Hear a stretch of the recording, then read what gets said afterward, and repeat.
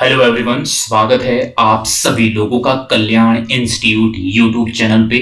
हम इस चैनल के माध्यम से एनसीईआरटी अर्थशास्त्र विषय के संदर्भ में एक सीरीज की शुरुआत कर रहे हैं और इस सीरीज के अंतर्गत हम अर्थशास्त्र विषय के संदर्भ में कक्षा 9 से कक्षा 12 तक इन सभी कक्षाओं का विश्लेषण प्रस्तुत कर रहे हैं। और जो ये कक्षाएं हैं, जिन कक्षाओं को हम इस सीरीज के अंतर्गत ले रहे हैं, जो कि कक्षा 9 से कक्षा 12 तक है। हमने कक्षा 9 से ही इसकी शुरुआत क्यों की है? क्योंकि अर्थशास्त्र विषय को जो स्कूलिंग लेवल पर इंट्रोड्यूस किया गया, उसको कक्षा 9 से ही इंट्रोड्यूस किया गया और इसीलिए हम इस सीरीज के अंतर्गत अर्थशास्त्र विषय की शुरुआत कक्षा 9 से कक्षा 12 तक कर रहे हैं। और इस सीरीज के अंतर्गत हम इन सभी कक्षाओं का अध्याय वाइज विश्लेषण प्रस्तुत कर रहे हैं।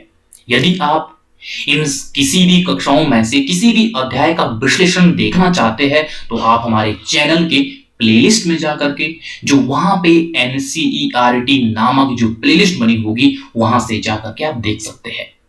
ये एनसीईआरटी होती है, इसका महत्व कहीं ज्यादा होता है। जब हम एनसीईआरटी पढ़ते हैं, उसको रीड करते हैं, तो कहीं ना कहीं हमारी बौद्धिक क्षमता का विकास होता है और हमारे सोचने समझने की शक्ति कहीं ज्यादा विकसित होती है।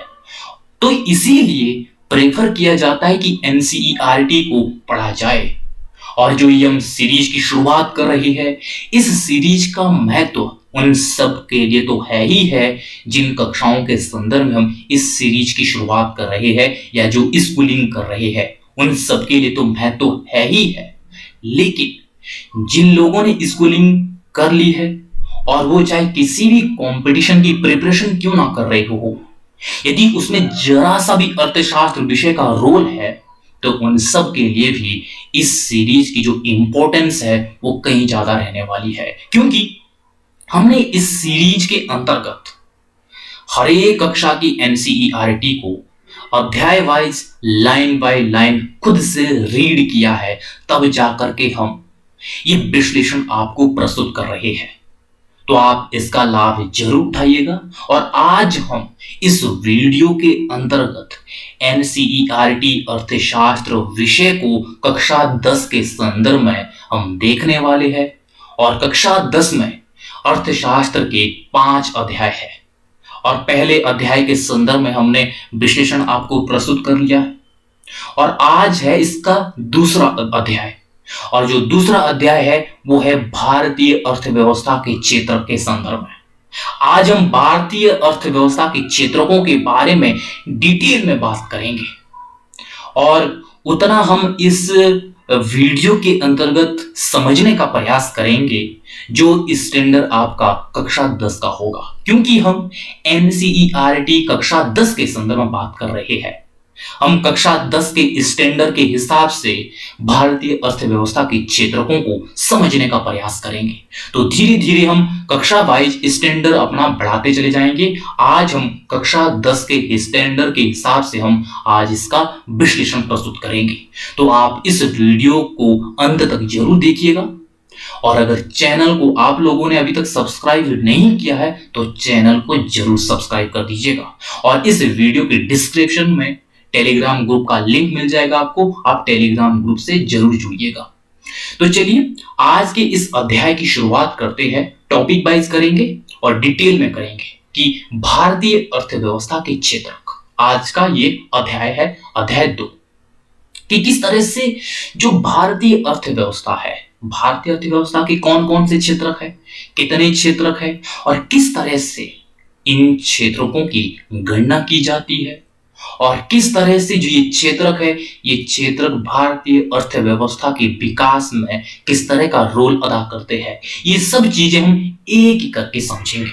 सबसे पहले भारतीय अर्थव्यवस्था के बारे में थोड़ा सा परिचय हो जाए कि किस तरह से जो अर्थव्यवस्था है, अर्थव्यवस्था होती क्या है। आपके आसपास तमाम प्रकार की जो आर्थिक गतिविधियां हैं, वो चाहे किसी भी तरह की क्यों ना हो, जो भी आर्थिक गतिविधियां हैं वह ये अर्थव्यवस्था कहलाती है। वो चाहे किसी समाज की हो, चाहे किसी देश की हो, किसी राज्य की हो, वो उस राज्य, उस देश, उस समाज की अर्थव्यवस्था है जो तमाम प्रकार की गतिविधियां, आर्थिक गतिविधियां उस समाज, उस देश में हो रही हो, घटित हो रही हो। तो इस तरह से वो होती है अर्थव्यवस्था।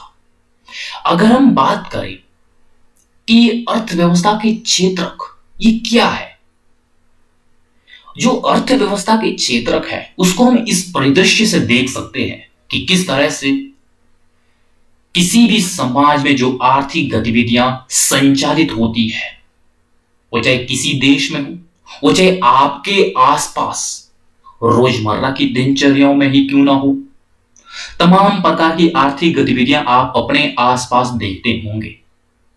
तो जो वो आर्थिक गतिविधियां हैं तमाम प्रकार की, वो तमाम प्रकार की आर्थिक गतिविधियां, उसको हम किस तरह से एक सिस्टमेटिक तरीके से समझें, किस तरह से हम अर्थव्यवस्था को एक सिस्टमेटिक तरीके से समझने का प्रयास करें, वो हम कब कर सकते हैं, जब हम उन आर्थिक गतिविधियों को अलग अलग वर्गों में विभाजित करेंगे, अलग अलग क्षेत्रों में उसको डिवाइड करेंगे, जिससे क्या होगा, उन आर्थिक गतिविधियों की पहचान हो सकेंगी कि ये किस तरह की आर्थिक गतिविधियां हैं। तो यहां पे रोल आ जाता है अर्थव्यवस्था के क्षेत्रक का। और अर्थव्यवस्था के क्षेत्रक में क्या होता है, जो आपके आसपास जो घटित हो रही होगी, जो तमाम प्रकार की जो गतिविधियां हैं, उन गतिविधियों को इन क्षेत्रों के अंतर्गत रखा जाता है, इन अलग अलग क्षेत्रों में उसको डिवाइड किया जाता है। तो वो होता है अर्थव्यवस्था के क्षेत्र, कि उसमें तमाम प्रकार की आर्थिक गतिविधियों को अलग अलग क्षेत्रों में विभाजित किया जाता है। अगर बात आती है कि किस तरह से जो अर्थव्यवस्था के क्षेत्रक है वो कितने होते हैं और कौन कौन से होते हैं। अर्थव्यवस्था के 3 क्षेत्रक होते हैं। वो 3 क्षेत्रक कौन कौन से हैं? पहला क्षेत्रक है प्राथमिक क्षेत्रक, और जो दूसरा क्षेत्रक है वो है द्वितीयक क्षेत्रक, और तीसरा क्षेत्रक है तृतीयक क्षेत्रक। ये 3 क्षेत्रक होते हैं अर्थव्यवस्था के।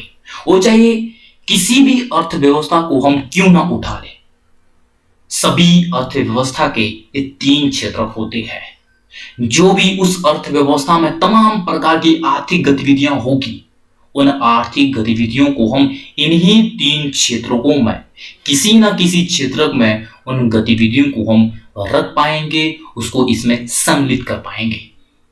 तो इस तरह से तमाम प्रकार की आर्थिक गतिविधियों को इन 3 क्षेत्रों में शामिल किया जाता है।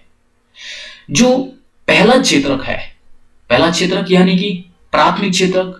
प्राथमिक क्षेत्रक होता क्या है, किसे कहते हैं?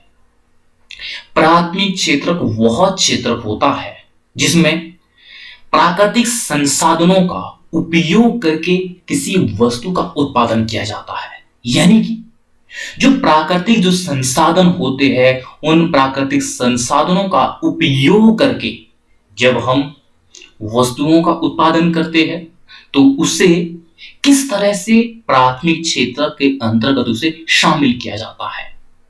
ये किस तरह से, कौन से होते प्राकृतिक संसाधन? प्राकृतिक संसाधन जैसे नदी, झील, तालाब, मिट्टी हो गई, ये तमाम प्रकार के जो संसाधन है वो है प्राकृतिक संसाधन। और जब हम इन प्राकृतिक संसाधनों को प्रयोग करके, इन प्राकृतिक संसाधनों के द्वारा हम किसी भी वस्तु का उत्पादन करते हैं, तो उसे प्राथमिक क्षेत्र के अंतर्गत शामिल किया जाता है। जैसे कि किस तरह से कृषि का जब उत्पादन होता है, तमाम प्रकार के जो खाद्य उत्पादन है, किस तरह से कृषि के माध्यम से उनका उत्पादन होता है। जो कृषि से संबंधित जो तमाम प्रकार के जो उत्पादन होते हैं, उन सभी उत्पादनों को हम प्राथमिक क्षेत्र के अंतर्गत शामिल करते हैं। और इसी तरह से डेयरी उत्पादन, किस तरह से पशुपालन के माध्यम से जो डेयरी उत्पादन है वो होता है। और इसी तरह से मत्स्य पालन, मत्स्य पालन तालाबों, झीलों में किस तरह से मछलियों का उत्पादन होता है। तो मत्स्य उत्पादन भी प्राथमिक क्षेत्र के अंतर्गत रखा जाता है। और इसी तरह से वन्य संसाधन से, वन्य संसाधन से किस तरह से जो वस्तुओं का उत्पादन होता है, वो सभी भी प्राथमिक क्षेत्र के अंतर्गत शामिल किया जाता है। तो इस तरह से कृषि से संबंधित जो तमाम प्रकार के जो उत्पादन होते हैं उनको हम प्राथमिक क्षेत्र के अंतर्गत शामिल करते हैं। और जो ये प्राथमिक क्षेत्रक है इसको हम सहायक क्षेत्रक भी कहते हैं। प्राथमिक क्षेत्र को सहायक क्षेत्र किस लिए कहा जाता है? प्राथमिक क्षेत्र को सहायक क्षेत्र इसलिए कहा जाता है क्योंकि जो प्राथमिक क्षेत्र के जो उत्पाद होते हैं, जो उत्पादन प्राथमिक क्षेत्रकों के द्वारा किया जाता है, उन उत्पादनों को द्वितीयक क्षेत्र कच्चे माल के रूप में उसको प्रयोग में लाता है और द्वितीयक क्षेत्रक उसको प्रोसेस के माध्यम से अपना उत्पाद तैयार करता है। तो इसीलिए प्राथमिक क्षेत्र को सहायक क्षेत्रक भी कहा जाता है। किस तरह से प्राथमिक क्षेत्रक में कृषि से संबंधित जो तमाम प्रकार के जो उत्पादन होते हैं वो इसमें शामिल होते हैं। किस तरह से उसमें कपास का उत्पादन हो गया, गेहूं का उत्पादन हो गया, पशुपालन हो गया, खनिज हो गया और वन्य संसाधन से संबंधित जो उत्पादन हो गए वो सभी भी इसके अंतर्गत शामिल किए जाते हैं। तो इस तरह से यह है प्राथमिक क्षेत्रक। जो अगला क्षेत्रक है वह है द्वितीयक क्षेत्रक। द्वितीयक क्षेत्रक यानी कि ये किस तरह का? द्वितीयक क्षेत्रक के अंतर्गत क्या होता है, इसमें जो प्राथमिक क्षेत्र के जो उत्पादन होते हैं उन उत्पादनों को इस क्षेत्र के अंतर्गत कच्चे माल के तौर पे प्रयोग किया जाता है और उसको ऐसी प्रक्रिया से गुजारा जाता है और जिससे कि उस प्रक्रिया से गुजरने के बाद उन जो प्राथमिक क्षेत्र के जो उत्पाद है उनके रूपों में, उसके आकार में, उसकी बनावट में परिवर्तन किया जाता है और जिससे तब जाकर के अंतिम तौर पे द्वितीयक क्षेत्र का जो वस्तु का जो निर्माण है वो हो पाता है। यानी कि द्वितीयक क्षेत्रक वह क्षेत्रक है जिसमें प्राथमिक क्षेत्र के उत्पाद को कच्चे माल के तौर पे प्रयोग किया जाता है और द्वितीयक क्षेत्रक उसे विनिर्माण प्रक्रिया के द्वारा वो उसमें परिवर्तन करता है और जिससे कि अपने वस्तु का वो उत्पादन कर पाता है। जब वो विनिर्माण की प्रक्रिया से उस प्राथमिक क्षेत्र के उत्पाद को वो गुजारता है तो इससे क्या होता है, उसमें उसकी रूप में परिवर्तन होता है, इसकी आकार बनावट में परिवर्तन होता है क्योंकि वो विनिर्माण प्रक्रिया से उसको गुजारता है द्वितीयक क्षेत्रक। तब जाकर के वो अपने वस्तु का वो उत्पादन कर पाता है। तो जब वो विनिर्माण प्रक्रिया से उस प्राथमिक क्षेत्र को प्रयोग में लाता है कच्चे माल के तौर पे, तो जब विनिर्माण की प्रक्रिया से इसे गुजारता है, वो विनिर्माण करता है, तो इसीलिए द्वितीयक क्षेत्र को विनिर्माण प्रक्रिया भी कहा जाता है या विनिर्माण क्षेत्रक भी इसे कहा जाता है क्योंकि इसमें प्राथमिक क्षेत्र के उत्पाद को कच्चे माल के तौर पे प्रयोग में लाया जाता है और तब जाकर के द्वितीयक क्षेत्रक उसमें परिवर्तन करके अपने उत्पाद तैयार करता है। जैसे कि किस तरह से जो प्राथमिक क्षेत्रक है, प्राथमिक क्षेत्रक में किस तरह से जो कपास का उत्पादन जो होता है वो होता है और जो द्वितीय क्षेत्र क्या करेगा, इस कपास को कच्चे माल के तौर पे वो प्रयोग में लाएगा और फिर विनिर्माण की प्रक्रिया से उस कपास को गुजारेगा, यानी कि उसमें परिवर्तन करेगा। इस कपास के आकार में परिवर्तन करेगा, इसके रूप में परिवर्तन करेगा, इसकी बनावट में परिवर्तन करेगा, किस तरह से सूत के जो धागे है उसमें उसको पहले कन्वर्ट करेगा, तब जाकर के वो अंततः किस तरह से अपना जो उत्पाद है वो तैयार करेगा, कपड़े का उत्पादन करेगा। तो इस तरह से जो द्वितीयक क्षेत्रक है, द्वितीयक क्षेत्रक प्राथमिक क्षेत्र के उत्पाद को कच्चे माल के तौर पे वो प्रयोग में ला करके उसके रूप और बनावट में परिवर्तन करके अपने उत्पाद को तैयार करता है और इसीलिए द्वितीयक क्षेत्र को विनिर्माण क्षेत्रक या विनिर्माण प्रक्रिया भी कहा जाता है।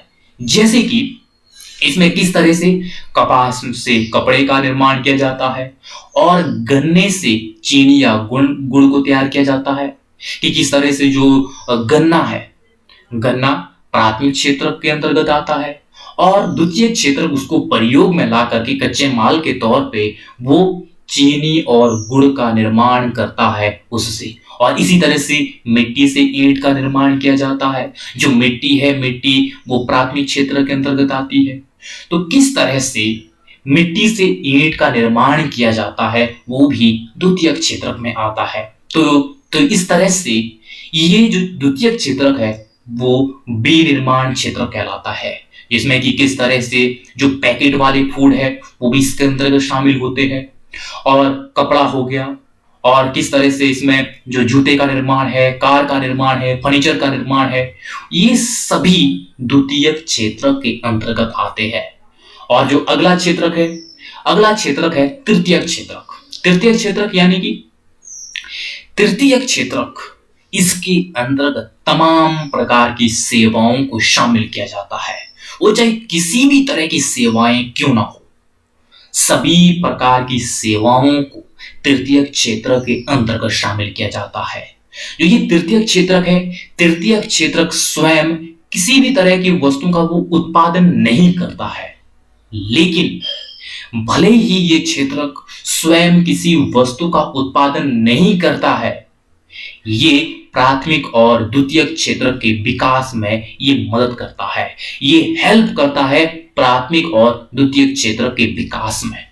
तो किस तरह से इसके अंतर्गत तमाम प्रकार की सेवाओं को शामिल किया जाता है। जो भी सेवाएं होती है उन सभी प्रकार की सेवाओं को तृतीयक क्षेत्र के अंतर्गत शामिल किया जाता है, तब जाकर के इस क्षेत्र को सेवा क्षेत्र कहते हैं। यानी कि जब इसमें सभी प्रकार की सेवाओं को शामिल किया जाता है तो इसीलिए इस क्षेत्र को सेवा क्षेत्र भी कहते हैं।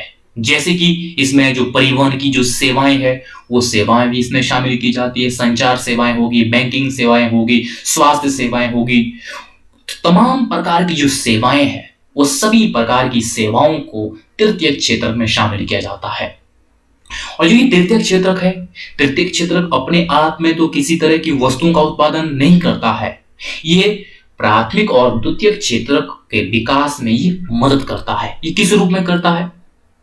जब जो प्राथमिक क्षेत्रक है, प्राथमिक क्षेत्रक के जो उत्पाद हो गए, कृषि से संबंधित जो भी उत्पादन हो गए किसान के, उनको किस तरह से बाजार तक पहुंचाना है, मंडियों तक पहुंचाना है, तो इसमें यहां पे जो महत्वपूर्ण रोल अदा करता है वो करता है तृतीयक क्षेत्र। किस तरह से ट्रक के माध्यम से उस कृषि उत्पाद को मंडी और बाजार तक पहुंचाया जाता है। जब उसे मंडी और बाजार तक ट्रक के माध्यम से पहुंचाया जाएगा बड़ी आसानी से, तो कहीं ना कहीं प्राथमिक क्षेत्र का विकास और तेजी से होगा। और इसी तरह से द्वितीयक क्षेत्र के जब विनिर्माण के लिए इसे कच्चे माल की आवश्यकता होगी, तो वो कच्चे माल को मंडियों और बाजारों से जब वो उस विनिर्माण क्षेत्र तक या उद्योग तक लाएगा, तो इसमें किस तरह से जो ट्रक है, ट्रकों का प्रयोग करेगा। तो यहाँ पे द्वितीयक क्षेत्र के विकास में भी तृतीयक क्षेत्र का महत्वपूर्ण योगदान होता है। और इसी तरह से जो प्राथमिक क्षेत्र में जो काम करते हैं लोग, और द्वितीय क्षेत्र में जो भी मजदूर, जो भी कर्मचारी काम करते हैं, उनकी स्वास्थ्य की देखभाल के लिए किस तरह से स्वास्थ्य सेवाओं का भी किस तरह से इनको लाभ मिलता है। जब लोग स्वस्थ होंगे तो उनकी कार्य क्षमताओं में कहीं ज्यादा विकसित होगी। कार्य क्षमताओं का जब विकास होगा तो कहीं ना कहीं इन प्राथमिक एवं द्वितीयक क्षेत्रों का और तेजी के साथ विकास होगा। और इसी तरह से प्राथमिक क्षेत्र और द्वितीयक क्षेत्र, इन दोनों के लिए किस तरह से महत्वपूर्ण है संचार सेवाएं। संचार सेवाएं इस तरह से प्राथमिक क्षेत्र में भी किस तरह से एक दूसरे के साथ संपर्क स्थापित करने के लिए, और जब बेहतर तरीके से संपर्क स्थापित होगा तो कहीं ना कहीं जो उनकी जो आर्थिक गतिविधियां हैं वो और ज्यादा बेहतरी के साथ संचालित होगी। वो चाहे द्वितीय क्षेत्र में देखो, वो चाहे प्राथमिक क्षेत्र में देखो। तो इन दोनों क्षेत्रों के विकास में संचार सेवाओं का महत्वपूर्ण रोल है। तो इस तरह से हम ये कहते हैं कि प्राथमिक और द्वितीयक क्षेत्र के विकास में तृतीयक क्षेत्र मदद करता है।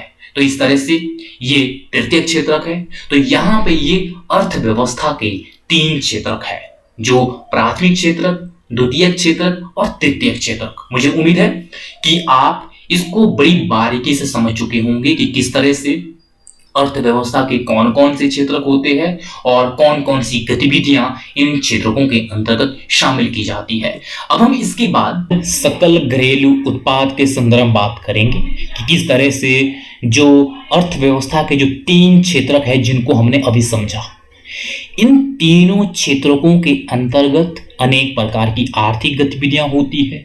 उन आर्थिक गतिविधियों के मूल्यों का जब हम योग करते हैं, उस योग से किस तरह से हमारे पास सकल घरेलू उत्पाद प्राप्त हो पाता है।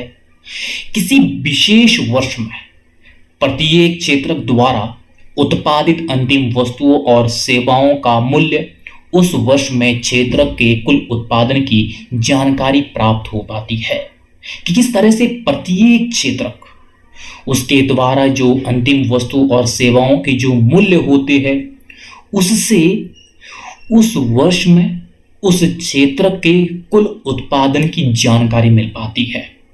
यहां पे जो अंतिम वस्तुओं और सेवाएं हैं इसको भी आगे समझेंगे स्टेप बाय स्टेप।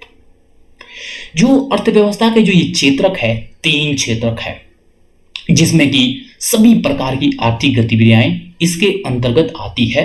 इन तीनों क्षेत्रकों के अंतर्गत वो किसी न किसी क्षेत्रक में आती ही होगी। जब हम इन तीनों क्षेत्रकों के उत्पाद को जोड़ते हैं वो भी अंतिम वस्तुओं और सेवाओं के मूल्य को ही, यानी कि उसके योगफल को किस तरह से इससे हमारे पास सकल घरेलू उत्पाद प्राप्त हो पाता है। जब तीनों क्षेत्रकों की आर्थिक गतिविधियों को जोड़ा जाएगा तो उससे हमारे पास सकल घरेलू उत्पाद प्राप्त हो पाएगा। और यह किसी देश के भीतर किसी विशेष वर्ष में उत्पादित सभी अंतिम वस्तुओं और सेवाओं का मूल्य होता है। यहां पे अंतिम वस्तुओं और सेवाओं के मूल्य को ही लेते हैं। ये क्यों लेते हैं, किस तरह से लेते हैं, इसको भी समझ लेते हैं। अंतिम वस्तुओं और सेवाओं की गणना, यहां पे जब जब हम राष्ट्रीय आय की गणना करते हैं, जब हम आय की गणना करते हैं तो उसमें सिर्फ और सिर्फ हम यहां पे अंतिम वस्तुओं और सेवाओं की गणना करते हैं, अंतिम वस्तुओं और सेवाओं के मूल्य को ही लेते हैं। यहां पे जब हम आय की गणना करेंगे तो इसमें मध्यवर्ती वस्तुओं को शामिल नहीं किया जाता है। जब हम राष्ट्रीय आय की गणना करेंगे तो उस गणना में मध्यवर्ती वस्तुओं को नहीं लिया जाता है। क्यों नहीं लिया जाता है उसको भी आगे समझेंगे। उससे पहले हम एक उदाहरण की सहायता से समझने का प्रयास करेंगे कि किस तरह से जो अंतिम वस्तुओं और सेवाएं होती है वो किस तरह से होती है, किस तरह से हम अंतिम वस्तुओं और सेवाओं के मूल्य को ही हम आय की गणना में शामिल करते हैं और मध्यवर्ती वस्तु को शामिल नहीं करते हैं। वो किस तरह से है, माना कि किस तरह से गेहूं का उत्पादन एक किसान के द्वारा किया जाता है और वो किसान क्या करता है, वो किसान अपने उत्पाद को वो बेचता है, किसी भी आटा मिल में बेचता है। आटा मिल में वो 8 रुपए प्रति किलोग्राम की दर से वो आटा मिल को बेचता है। और जो आटा मिल है, आटा मिल ये स्वाभाविक है कि वो आगे किसी को और बेचेगी। जो आटा मिल है, आटा मिल क्या करती है, आटा मिल जो किसान से उसने 8 रुपए किलो जो गेहूं खरीदा है उसको पिसा करके वो किसी भी बिस्किट कंपनी को वो बेच देती है 10 रुपए किलो। यानी कि इसने 2 रुपए का यहां पे प्रॉफिट कमाया, क्योंकि इसने यहां पे आटा मिल में इस गेहूं की पिसाई की है और पिसाई करके आटे को उसने एक बिस्किट कंपनी को बेचा है। अब जो ये बिस्किट कंपनी है, बिस्किट कंपनी जब आटा मिल से वो उस आटे को खरीदती है तो किस तरह से उस आटे को वो बिस्किट कंपनी जब 10 रुपए प्रति किलो की दर से वो खरीदती है तो उस 1 किलो से किस तरह से बिस्किट कंपनी 4 पैकेट बिस्किट के बनाती है। और वो बिस्किट कंपनी जब वो बिस्किट बना लेती है तो वो बाजार में उपभोक्ता के लिए वो 60 रुपए में जो वो 4 पैकेट है वो 4 पैकेट बेचती है, यानी कि 15 रुपए प्रति पैकेट की दर से वो बेचती है बाजार में वो बिस्किट कंपनी। तो यहां पे इस उदाहरण से आप समझने का प्रयास कीजिएगा किस तरह से जो किसान है, किसान गेहूं का उत्पादन करता है और वो किस तरह से एक आटा मिल को वो 8 रुपए केजी की दर से वो आटा मिल को गेहूं अपना बेचता है। और जो आटा मिल है, आटा मिल किस तरह से वो गेहूं की पिसाई करके वो किसी बिस्किट कंपनी को वो 10 रुपए किलो की दर से वो आटे को बेचती है।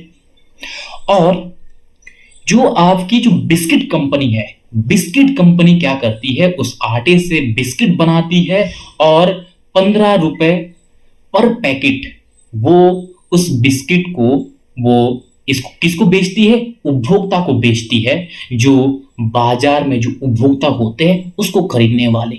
तो इस तरह से जो यहाँ पे जो बिस्किट कंपनी है, बिस्किट कंपनी अपने उत्पाद को वो 15 रुपए प्रति पैकेट वो उपभोक्ता को बेचती है। तो यहाँ पे इसमें किस तरह से इन तीनों चीजों को हम देख सकते हैं। अब यहाँ पे किस तरह से राष्ट्रीय आय की गणना होगी, इस एग्जाम्पल के माध्यम से समझने का प्रयास कीजिएगा। यहां पे किस तरह से जो आपका गेहूं है और आटा है, ये क्या होगा, मध्यवर्ती वस्तु होगी। जब मध्यवर्ती वस्तु है तो हमने यहां पे क्या देखा है, हमने ये देखा कि मध्यवर्ती वस्तुओं को राष्ट्रीय आय की गणना में शामिल नहीं करते हैं। तो यहां पे राष्ट्रीय आय की गणना में हम मध्यवर्ती वस्तु को शामिल नहीं करेंगे, और क्योंकि जो मध्यवर्ती वस्तु है, मध्यवर्ती वस्तु की गणना पहले हो चुकी है। क्यों हो चुकी है, कैसे हो चुकी है, इसको भी समझेंगे। अंतिम वस्तुओं के मूल्य में मध्यवर्ती वस्तु का मूल्य पहले से ही शामिल होता है। ये हम जानते हैं, जब एक किसान गेहूं का उत्पादन करता है, जो उसका कुल उत्पादन है, तो कहीं ना कहीं वहां पे उस गेहूं के संदर्भ में उनके मूल्यों की गणना की जा चुकी होगी। अब उस किसान ने क्या किया है, आटा मिल को अपना गेहूं बेचा है, और जो आटा मिल है, आटा मिल किस तरह से 2 रुपए का यहां पे वैल्यू ऐड करता है। तो यहां पे सिर्फ और सिर्फ इसकी जो इनकम है वो 2 रुपए होगी, और जो 8 रुपए का जो गेहूं है, वो गेहूं यहां पे इंक्लूड हो चुका है किसान की आय में। और जब यहां पे 8 रुपए किसान की आय में इंक्लूड हो चुका है और 2 रुपए यहां पे आटा मिल के इसमें इंक्लूड होगा, तो आगे जाकर के किस तरह से जो वो आटा है वो बिस्किट कंपनी के पास जाता है, और बिस्किट कंपनी उस 10 रुपए के आटे से किस तरह से 60 रुपए के वो बिस्किट बनाता है। यानी कि किस तरह से 50 रुपए की जो बिस्किट कंपनी है वो यहां पे वैल्यू ऐड करती है। तो यहां पे किस तरह से बिस्किट यहां पे अंतिम वस्तु है और जिसका मूल्य 60 रुपए है, और 60 रुपए में पहले से ही जो आटे का मूल्य है वो 10 रुपए शामिल है। तो यहां पे जो 10 रुपए है, 10 रुपए की वैल्यू होगी किसकी, मध्यवर्ती वस्तु की। तो 10 रुपए को हम इसे राष्ट्रीय आय में शामिल नहीं करेंगे, क्योंकि ये यहां पे बिस्किट कंपनी की ये अंतिम जो वैल्यू है, वो अंतिम वैल्यू सिर्फ और सिर्फ 50 रुपए है। क्योंकि जो 10 रुपए है, 10 रुपए की वैल्यू जो यहां पे की गई है वो मध्यवर्ती वस्तु के संदर्भ में है, और जब मध्यवर्ती वस्तु के संदर्भ में है तो वो कहीं ना कहीं मध्यवर्ती जो मूल्य है वो पहले से ही आय की गणना में शामिल हो चुका है। तो इसको हम यहां पे दोबारा गणना में नहीं लाएंगे, जिससे क्या होगा, दोहरी गणना की एक प्रॉब्लम खड़ी हो जाएगी। तो यहाँ पे हम अलग अलग इसकी गणना नहीं करेंगे, और अलग अलग गणना हम इसलिए नहीं करेंगे क्योंकि हमें दोहरी गणना से यहाँ पे बचना है। वो किस तरह से, पहले गेहूं के रूप में, आटे के रूप में, और अंत में किस तरह से बिस्कुट के रूप में कई बार गणना करने से हमें बचना है। तो वहां पे राष्ट्रीय आय में उन्हीं चीजों को शामिल किया जाता है, जितनी आप वैल्यू ऐड करते हैं उसको शामिल किया जाता है, ना कि मध्यवर्ती वस्तुओं को शामिल किया जाता है। तो इस तरह से राष्ट्रीय आय की गणना में अंतिम वस्तुओं और सेवाओं को ही शामिल किया जाता है। अब हम इसके बाद भारत में अधिकांश लोगों का नियोजन के संदर्भ में बात करेंगे कि किस तरह से भारत में अधिकांश लोग कौन से क्षेत्रों में कार्यरत है और किस तरह से अर्थव्यवस्था के जो ये तीनों क्षेत्रक है, इन तीनों क्षेत्रों के योगदान के संदर्भ में भी समझने का प्रयास करेंगे कि अर्थव्यवस्था में किस तरह से इन तीनों क्षेत्रों का योगदान है, वो भी भारत के संदर्भ में, कि भारत में इन तीनों क्षेत्रों का किस तरह से योगदान है और किस तरह से इसमें लोगों का नियोजन है, किस तरह से ये तीनों क्षेत्र लोगों को रोजगार प्रदान करते हैं और किस तरह से उत्पादन करते हैं। सबसे पहले प्राथमिक क्षेत्रक, जो प्राथमिक क्षेत्रक है, प्राथमिक क्षेत्रक भारत की दृष्टि के लिए ये बहुत ज्यादा महत्वपूर्ण है, क्योंकि प्राथमिक क्षेत्रक में विशेषकर कृषि में बहुत बड़ी आबादी इसमें कार्यरत है और कृषि क्षेत्र भारत की बहुत बड़ी आबादी के लिए रोजगार प्रदान करता है और ये प्राथमिक क्षेत्र आज भी सबसे अधिक लोगों को वो रोजगार प्रदान करता है। इस दृष्टि से ये प्राथमिक क्षेत्र भारत में महत्वपूर्ण है, क्योंकि यह लोगों को बहुत बड़ी संख्या में रोजगार प्रदान करता है। प्राथमिक और द्वितीयक क्षेत्र का विकास जितना अधिक होगा, जितना अधिक इन प्राथमिक और द्वितीयक क्षेत्रों का विकास होगा, उतनी ही तेजी से जो सेवाएं हैं उन सेवाओं की मांग उठती जाएगी, जिससे कि यहाँ पे तृतीयक क्षेत्र भी निरंतर विकास करेगा। तो यहाँ पे कहीं ना कहीं ये तीनों क्षेत्र होते हैं अर्थव्यवस्था के, वो चाहे प्राथमिक क्षेत्र हो, द्वितीयक क्षेत्र हो, तृतीयक क्षेत्र हो। जब एक क्षेत्र ग्रो करेगा तो कहीं ना कहीं दूसरा क्षेत्र भी ग्रो करेगा। तो यहाँ पे ये स्वाभाविक है, प्राथमिक एवं द्वितीयक क्षेत्रों के विकास होने से तृतीयक क्षेत्र की जो मांग है वो निरंतर बढ़ती जाएगी और ऐसे में तृतीयक क्षेत्र का भी विकास होगा। और दूसरा है द्वितीयक क्षेत्र।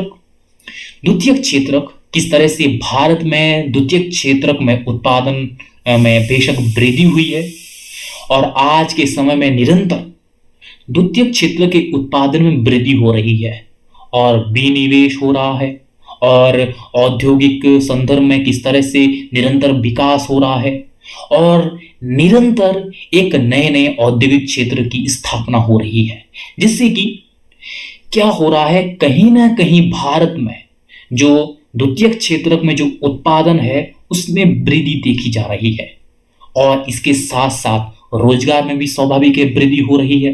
लेकिन जितना उत्पादन में वृद्धि हो रही है उसी अनुपात में रोजगार में वृद्धि नहीं हो रही है और अभी भी रोजगार प्रदान करने वाला जो सबसे अधिक है वो है प्राथमिक क्षेत्र। प्राथमिक क्षेत्र अभी भी सबसे अधिक लोगों को रोजगार प्रदान करता है और बेशक द्वितीयक क्षेत्र में उत्पादन में वृद्धि हो रही है, लेकिन उसी अनुपात में रोजगार में वृद्धि नहीं हो रही है।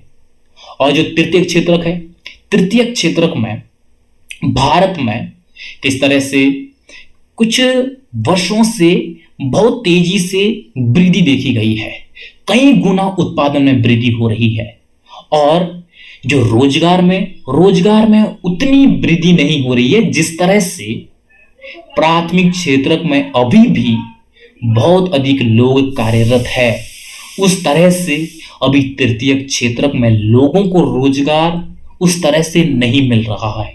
लेकिन वृद्धि निरंतर हो रही है और तृतीयक क्षेत्र में कुछ वर्षों से तो इतनी तेजी से वृद्धि देखी गई है जो कहीं ना कहीं भारत में तृतीयक क्षेत्र सबसे बड़े उत्पादक क्षेत्र के रूप में उभरा है कई वर्षों से। तो इस तरह से तृतीयक क्षेत्र में आज के समय में भारत में निरंतर वृद्धि देखी जा रही है और ये प्राथमिक एवं द्वितीयक क्षेत्र से बहुत तेज रफ्तार से वृद्धि हो रही है। तो इस तरह से भारत में इस तरह से इन तीनों क्षेत्रों में लोगों का नियोजन है और इस तरह से जो उत्पादन है, उत्पादन में भी विशेषकर द्वितीयक और तृतीयक क्षेत्रक में वृद्धि हो रही है। और बेशक प्राथमिक क्षेत्रक में लोगों को बहुत ज्यादा रोजगार मिल रहा है, लेकिन उस तरह से उत्पादन में वृद्धि नहीं हो रही है। वो चाहे किस तरह से लोगों में जागरूकता की कमी है, वो टेक्नोलॉजी का विकास है, वो चाहे लोगों का इंटरेस्ट उस तरह से नहीं है, वो भी हो सकता है। तो इस तरह से मोटा मोटी ये देखा जा रहा है कि किस तरह से प्राथमिक क्षेत्रक में बेशक लोगों को रोजगार बहुत अधिक मात्रा में मिल रहा है, और द्वितीयक और तृतीयक क्षेत्रक में भी कुछ वर्षों से रोजगार में वृद्धि हो रही है, और उससे कहीं ज्यादा उत्पादन में वृद्धि हो रही है। और तृतीयक क्षेत्रक में तो भारत में बहुत तेजी से ये ग्रोथ देखी जा रही है। तो इस तरह से ये भारत में तीनों क्षेत्रों के संदर्भ में लोगों का नियोजन है। और अब हम इसके बाद अर्थव्यवस्था के संगठित और असंगठित क्षेत्रों के संदर्भ में बात करेंगे कि किस तरह से संगठित क्षेत्र होता है, किस तरह से असंगठित क्षेत्र होता है। संगठित क्षेत्र यानी कि संगठित क्षेत्र में वे उद्यम अथवा कार्य स्थान आते हैं जहां रोजगार की अवधि नियमित होती है, और यहां पे किस तरह से जो भी चीजें होती है, जो भी गतिविधियां होती है, जो भी उद्योग धंधों में जो कार्य होता है, वो एक नियमित तरीके से होता है, और इसीलिए इसे संगठित क्षेत्र कहा जाता है। और इसीलिए लोगों के पास जो सुनिश्चित काम है वो सुनिश्चित काम होता है यहाँ पे, क्योंकि ये एक नियमित तरीके से यहाँ पे काम किया जाता है। और जो ये संगठित क्षेत्र है ये सरकार द्वारा पंजीकृत होते हैं, और उन्हें सरकारी नियमों एवं अधिनियमों का अनुपालन करना होता है। ये सरकार के रेगुलेटरी के अंतर्गत आते हैं, तो इसीलिए यहाँ पे कुछ नियमों एवं अधिनियमों के तहत हर एक कार्य किए जाते हैं, इसीलिए इसे संगठित क्षेत्र कहते हैं। और यहाँ पे किस तरह से जो कारखाना अधिनियम है, ये कारखाना अधिनियम यहाँ पे लागू होता है, और न्यूनतम मजदूरी, जो न्यूनतम लोगों की मजदूरी है वो न्यूनतम मजदूरी भी यहाँ पे फॉलो की जाती है। जो न्यूनतम मजदूरी अधिनियम बनाया गया है, इस अधिनियम के दायरे में इस संगठित क्षेत्र आते हैं। और इसी तरह से सेवा अनुदान अधिनियम, इस सेवा अनुदान अधिनियम भी यहाँ पे इन क्षेत्रों में लागू होता है। तो इस तरह से सरकार के द्वारा ये पंजीकृत होते हैं ये क्षेत्रक, और यहाँ पे कुछ नियमों एवं अधिनियमों का अनुपालन किया जाता है, और लोगों को किस तरह से यहाँ पे जो काम मिलता है वो एक नियमित तरीके से मिलता है। और यहाँ पे ये सुनिश्चित किया जाता है कि जो सरकार के जो नियम अधिनियम है उनका पालन हो सके, और जब इन नियमों अधिनियमों के तहत पालन किया जाता है तो लोगों को यहाँ पे रोजगार की सुरक्षा होती है, उनके हितों की सुरक्षा होती है। तो इस तरह से यह होता है संगठित क्षेत्र। और अगला है असंगठित क्षेत्र। असंगठित क्षेत्र यानी कि असंगठित क्षेत्र छोटी छोटी और बिखरी इकाइयां होती है, जो अधिकांशतः सरकारी नियंत्रण से एकदम बाहर होती है। इस क्षेत्र में नियम और अधिनियम तो होते हैं, लेकिन उनका अनुपालन नहीं किया जाता है इन असंगठित क्षेत्रों में। ये कम वेतन पे लोगों को रोजगार पे रखते हैं, और 100 वेतन छुट्टी नहीं देते हैं, अवकाश नहीं मिल पाता इनको, और बीमारी के कारण जो छुट्टियां हैं वो सभी यहाँ पे प्रावधान नहीं होते हैं।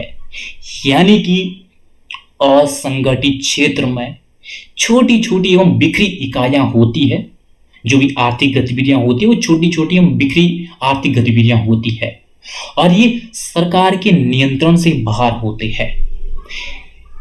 इन क्षेत्रों में प्रत्यक्ष तौर पर सरकार का कोई नियंत्रण नहीं होता है। बेशक इनके लिए कुछ नियम अधिनियम होते हैं, लेकिन उनका अनुपालन नहीं किया जाता है, और क्योंकि यहाँ पे सरकार का प्रत्यक्ष नियंत्रण नहीं है, इसीलिए यहाँ पे उन नियमों एवं अधिनियमों का पालन नहीं किया जाता है। और यहाँ पे लोगों को कम वेतन में काम करवाया जाता है, और जो वेतन के साथ साथ जो छुट्टियां मिलती है संगठित क्षेत्र में, उस तरह की यहाँ पे छुट्टियां नहीं मिलती है। और बीमारी होने के संदर्भ में जब लोगों को छुट्टियां मिलती है, उस तरह का भी यहाँ पे प्रावधान किसी भी तरह का नहीं होता है। तो इस तरह से ये असंगठित क्षेत्र होता है जहां पे नियमों एवं अधिनियमों का अनुपालन नहीं किया जाता है। अब हम इसके बाद स्वामित्व के आधार पर ये जानेंगे कि किस तरह से सार्वजनिक क्षेत्र होते हैं और निजी क्षेत्र होते हैं। स्वामित्व के आधार पर जो क्षेत्रक है, उन क्षेत्रकों को समझेंगे कि किस तरह से सार्वजनिक क्षेत्र होता है और निजी क्षेत्र होता है, और ये क्या होता है और किस तरह से होता है, इसको एक एक करके समझते हैं। सबसे पहले सार्वजनिक क्षेत्र। सार्वजनिक क्षेत्र में अधिकांश तो परिसंपत्तियों पर सरकार का स्वामित्व होता है और सरकार ही सभी सेवाओं को उपलब्ध करवाती है। जो सार्वजनिक क्षेत्र होता है, सार्वजनिक क्षेत्र के अंतर्गत जो गतिविधियां होती है, उन गतिविधियों का स्वामित्व सरकार करती है और सरकार ही इन सभी सेवाओं को उपलब्ध करवाती है, इसीलिए इसे सार्वजनिक क्षेत्र कहते हैं। और जिन सेवाओं को निजी क्षेत्र उचित मूल्यों में उपलब्ध नहीं करवा पाता है, उन्हें ही सार्वजनिक क्षेत्र लोगों को सुनिश्चित करवाती है। ये सरकार का फर्ज बनता है कि किस तरह से ऐसी जो सेवाएं हैं जो निजी क्षेत्र एक उचित मूल्य पर लोगों को उपलब्ध नहीं करवा पाता है, ऐसे में उन्हें सार्वजनिक क्षेत्र लोगों को उचित मूल्यों पर उपलब्ध करवाते हैं। और ये सार्वजनिक क्षेत्र होते हैं। इन सार्वजनिक क्षेत्रों का लक्ष्य केवल लाभ कमाना नहीं होता है, बल्कि लोगों के जीवन स्तर को बेहतर करना होता है। इनका केवल लाभ कमाना एकमात्र उद्देश्य नहीं होता है, इसके अलावा यह इनका लक्ष्य होता है कि किस तरह से लोगों का जीवन स्तर को बेहतर किया जाए। और जो कार्य, जो सेवाएं एक निजी क्षेत्र लोगों को उचित मूल्य में उपलब्ध नहीं करवा पाते हैं, तो ऐसे में इस स्थिति में जो सार्वजनिक क्षेत्र है, सार्वजनिक क्षेत्र उन्हें लोगों के लिए उचित मूल्यों पे उपलब्ध करवाते हैं। जैसे कि किस तरह से सड़कों का निर्माण और एयरपोर्ट्स का निर्माण, तो तमाम प्रकार के जो इस तरह के जो निवेश होते हैं, इस तरह की जो सेवाएं होती है, वो सभी सेवाएं किस तरह से सार्वजनिक क्षेत्र के द्वारा सुनिश्चित करवाई जाती है। जैसे कि रेलवे हो गया, डाकघर हो गया, ये सार्वजनिक क्षेत्र के उदाहरण है। और अगला है निजी क्षेत्र। निजी क्षेत्र में परिसंपत्तियों पर जो स्वामित्व है और सेवाओं के वितरण की जो जिम्मेदारी है, वो एकल व्यक्ति या कंपनी के हाथों में इसकी जिम्मेदारी होती है। इसका स्वामित्व है वो या तो किसी एकल जो व्यक्ति है जिसके द्वारा उस क्षेत्र का संचालन किया जा रहा होगा, या वो कंपनी हो सकती है, उनके हाथों में इसका स्वामित्व होता है। और निजी क्षेत्र की गतिविधियां जो भी होती है, इनका एकमात्र लक्ष्य लाभ अर्जित करना होता है, क्योंकि जो भी ये लोगों को सेवाएं प्रदान करते हैं, लोगों को जो वस्तुएं उपलब्ध करवाते हैं, इसकी अपनी कॉस्ट होती है। और इस कॉस्ट को रिकवर करने के लिए इस निजी क्षेत्र के द्वारा एक निश्चित मूल्य निर्धारित किया जाता है, और इस निश्चित मूल्य के द्वारा वो लाभ भी अर्जित करते हैं और अपनी जो कॉस्ट है उस कॉस्ट को भी वो रिकवर कर पाते हैं। और इसीलिए जो ये निजी क्षेत्र है, निजी क्षेत्र अपने आप के पैसे से वो उन वस्तुओं और सेवाओं को लोगों के लिए प्रदान करते हैं, और जब इनके अपने स्वयं के पैसे लगे होते हैं तो इनका लक्ष्य लाभ अर्जित करना होता है। इनकी सेवाओं को प्राप्त करने के लिए, जो निजी क्षेत्र की जो सेवाएं होती हैं उनको प्राप्त करने के लिए हमें एकल जो स्वामित्व होते हैं या जो कंपनियां होती है उनको हमें भुगतान करना होता है, तब जाकर के हम उन वस्तुओं और सेवाओं को उनको प्राप्त कर सकते हैं, उनका लाभ उठा सकते हैं। क्योंकि जो निजी क्षेत्र है, निजी क्षेत्र का अपना पैसा लगा होता है और उसको रिकवर करने के लिए उस निजी क्षेत्र के द्वारा उस वस्तु और सेवाओं का एक निश्चित मूल्य निर्धारित किया जाता है और उस निश्चित मूल्य पे वो लोगों को बेचती है। और जब हम उसका लाभ उठाते हैं, उन वस्तुओं को प्राप्त करते हैं, उसके बदले में हमें उस मूल्य को पे करना होता है। जबकि जो सार्वजनिक क्षेत्र है, सार्वजनिक क्षेत्र में किस तरह से सरकार के द्वारा इसका जो भी सेवाएं होती है, इसके अंतर्गत उन सेवाओं को सरकार के द्वारा लोगों को प्रोवाइड किया जाता है। और यहाँ पे जब जब जिस जिस क्षेत्र में निजी क्षेत्र उचित मूल्यों में लोगों को वो सुविधाएं प्रदान नहीं कर पाता है, तो ऐसे में सार्वजनिक क्षेत्र लोगों को सुनिश्चित करता है। और सरकार लोगों से टैक्स के रूप में, लोगों से अलग अलग प्रकार के जो टैक्स होते हैं उसके रूप में लोगों से वो पैसा कलेक्ट करता है और उस पैसे से लोगों के लिए इस तरह की सार्वजनिक सेवाओं के संदर्भ में सुविधाएं प्रदान करता है। और इसीलिए जो सार्वजनिक जो सेवाएं होती है उनके बदले में हमें उस तरह का मूल्य पे नहीं करना होता है जिस तरह का मूल्य हमें निजी क्षेत्रों की सेवाओं के लाभ प्राप्त करने के बदले में पे करना होता है। और जो निजी क्षेत्र में किस तरह से, इसमें जो टाटा है और रिलायंस ग्रुप है, ये सभी आते हैं निजी क्षेत्र के अंतर्गत। तो इस तरह से ये स्वामित्व के आधार पर निजी क्षेत्र और सार्वजनिक क्षेत्र है। तो इस तरह से आज की इस वीडियो के अंतर्गत हमने एनसीईआरटी अर्थशास्त्र विषय कक्षा 10 के अध्याय 2 के संदर्भ में जो है भारतीय अर्थव्यवस्था के क्षेत्र, इसके संदर्भ में संपूर्ण तरीके से, विस्तृत तरीके से विश्लेषण किया है। तो मुझे उम्मीद है कि आपके लिए जो ये आज की वीडियो है ये बहुत ज़्यादा उपयोगी रही होगी। ऐसी मैं उम्मीद करता हूँ जिसके अंतर्गत हमने भारतीय अर्थव्यवस्था को डिटेल में समझा है कि भारतीय अर्थव्यवस्था के कितने क्षेत्र होते हैं और कौन कौन से क्षेत्र होते हैं और किस तरह से अर्थव्यवस्था में राष्ट्रीय आय की गणना की जाती है और किस तरह से मध्यवर्ती वस्तुएं होती है और किस तरह से भारत में अर्थव्यवस्था के तीनों क्षेत्रों में लोगों का समायोजन है, किस तरह से तीनों क्षेत्रों में जो उत्पादन है वो होता है। और अर्थव्यवस्था में संगठित क्षेत्र, असंगठित क्षेत्र किस तरह से होते हैं और अर्थव्यवस्था के जो निजी क्षेत्र और सार्वजनिक क्षेत्र है वो किस तरह से होते हैं, ये सब हमने विस्तार पूर्वक समझने का प्रयास किया है। और अगर आपने अभी भी चैनल को सब्सक्राइब नहीं किया है तो चैनल को जरूर सब्सक्राइब कर दीजिएगा और मुझे दीजिएगा आप इजाज़त। और आप सभी लोगों का बहुत बहुत शुक्रिया।